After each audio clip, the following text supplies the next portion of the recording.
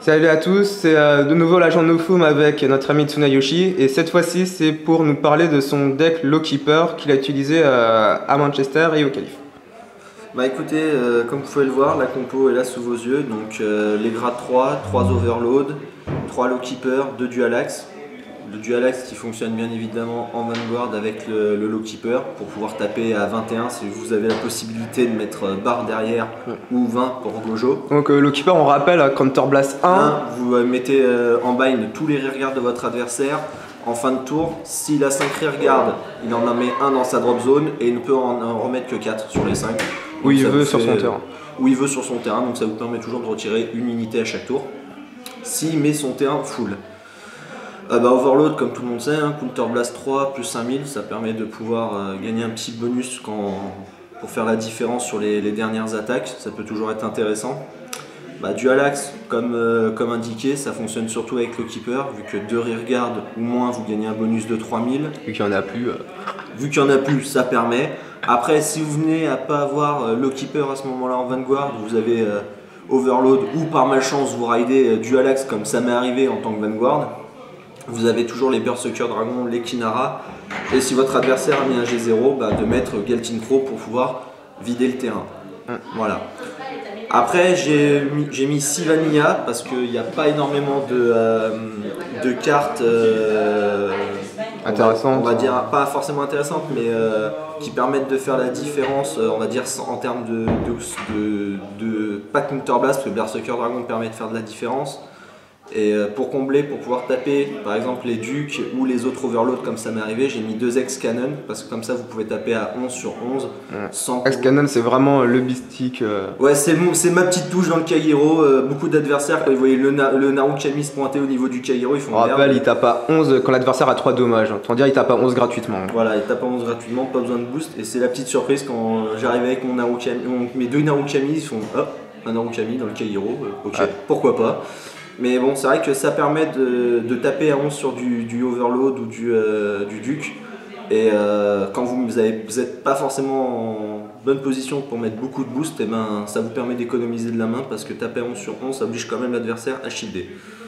Voilà, après Ayarmo, bien évidemment, quand l'attaque elle passe, vous défaussez une carte, vous repionchez. Toujours utile. Toujours utile.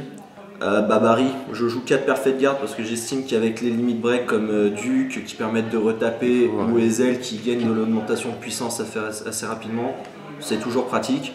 4 barres pour pouvoir faire des colonnes à 21 ou des colonnes à 20 à 19 avec les Overload et le Keeper, vous faites toujours du 21. Gojo, toujours pour pouvoir modifier votre main en cas de besoin. Si vous avez une main full G3 comme ça m'est arrivé une fois, Gojo, vous inclinez, vous défaussez pour piocher, c'est toujours utile. Kinara, comme je l'ai expliqué, bien évidemment c'est pour vider le terrain. Ensuite les triggers, je joue 4 heal, logique, on ne peut pas en jouer plus de toute façon. Je joue 5 gros par contre, parce que étant donné que le deck Kagero c'est un deck qui est beaucoup aggro, pour augmenter les mains c'est pas plus mal. Et ça permet aussi de bien se renflouer les mains quand vous voulez... Quand on fait passer de ça à négatif sur l'adversaire, on essaie d'en faire en main. Voilà, ça en fait toujours en main. Après, c'est critical. Voilà, parce que... Pas jouer stun dans Kagero. Voilà, pas jouer stun dans Kagero, ça n'a pas d'utilité. Et bien évidemment, le starter Conro qui permet d'aller chercher les G1 qui vous seraient utiles. G1, Perfect, Kinara. La plupart du temps, c'était Airmo, Kinara ou Barry que j'allais chercher. Très rarement Gojo ou Bar que j'avais tout le temps en main de départ. Donc à ce niveau-là, pas trop de soucis. Est-ce que maintenant, tu aurais changé quelque chose à ton deck? Là, à l'heure actuelle? Là, à l'heure actuelle, non. Au départ, j'avais pensé mettre les exécutionneurs à la place, mais je suis pas spécialement fan. Donc j'avais pensé mettre les exécutionneurs à la place du Dual Axe, mais en fait, non. J'ai préféré le Dual Axe.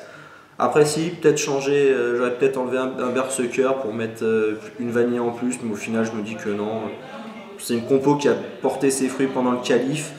Malheureusement, j'ai eu la malchance de misride pendant les tournois à Manchester. Et il faut rappeler, c'est les tournois, les WGP étant une manche gagnante. Donc, non, à Manchester, c'était en 2 manches. C'était en 2 manches pour nous à Manchester. Ah oui. Pour nous 6, c'était en 2 manches pour ceux qui étaient qualifiés. Donc j'ai réellement eu énormément de poisse parce que sur... 2 manches de misride du coup? Sur la première manche, non, j'ai fait une très bonne partie contre le Palmoon justement. La première, je l'ai gagnée assez facilement parce que j'avais une très très bonne sortie.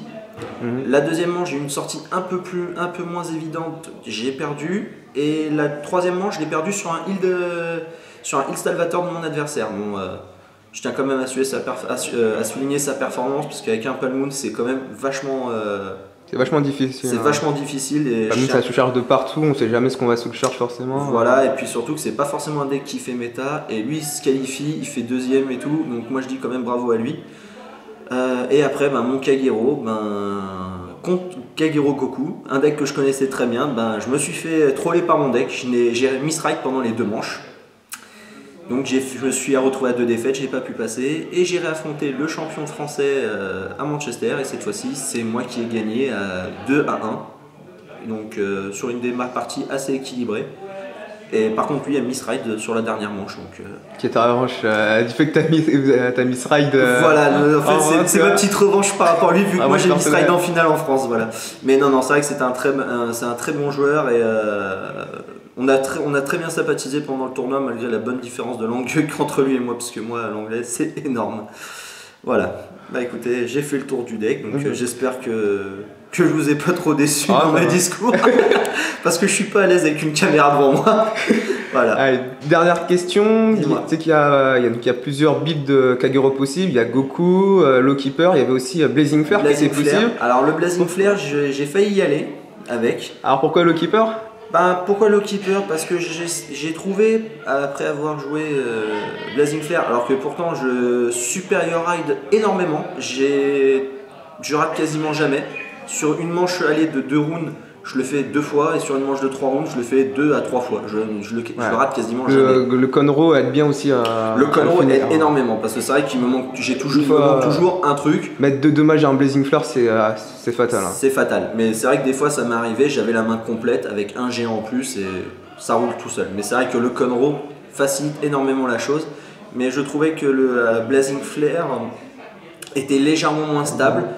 Mais le Blazing Flare est quand même un deck toujours très amusant à jouer et très performant parce que c'est un de mes decks fétiches aussi. C'est avec ça que j'ai commencé la version Jap et c'est quand même un très très bon deck. C'est un deck vraiment pas mal.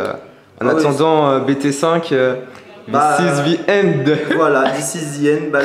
Là j'ai fait mon Humber en attendant parce que c'est mon petit monstre aussi à moi, mais c'est vrai que j'attends grandement le the end pour le 5 février, le mois de février. Qui va faire très très mal sûrement pour le prochain WGP.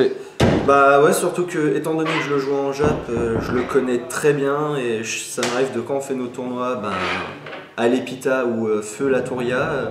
De faire des tops avec, et c'est vrai que le Zien c'est un très très bon deck et il a fait ses preuves au Japon maintes et maintes fois. Voilà, merci beaucoup Tsunayoshi pour avoir présenté ton deck, pour avoir parlé. De rien. Et en parlant de The End, justement il y aura une vidéo d'un match Ildona vs The End. Magnifique match. Je tiens à souligner qu'à la fin, la dernière roue tenait surtout de la rigolade et du misplay parce qu'on n'a pas arrêté de misplay et de faire des. Vraiment fun. Mais bon, c'était une partie forte, amusante parce que on s'est quand même bien amusé, c'est ce qui compte. De toute façon, c'est le principal, c'est de s'amuser. Donc. Garde, c'est un jeu fun. C'est un jeu fun. Voilà, quand on est en tournoi officiel, c'est vrai qu'on essaye quand même de gagner, mais en profitant quand même de la partie. Mais c'est vrai que quand c'est nos tournois comme on fait en soirée ou à l'Epita, c'est vrai que ça tient plus du fun et on s'amuse tout le temps. C'est vrai que c'est surtout pour s'amuser. Voilà. Merci beaucoup et peut-être à une prochaine. Si encore qualifié pour Manchester. Je ferai tout pour, hein. Ça m'a bien plu, donc quitte à recommencer, hein. Je vais pas me gêner. Allez, salut. Salut.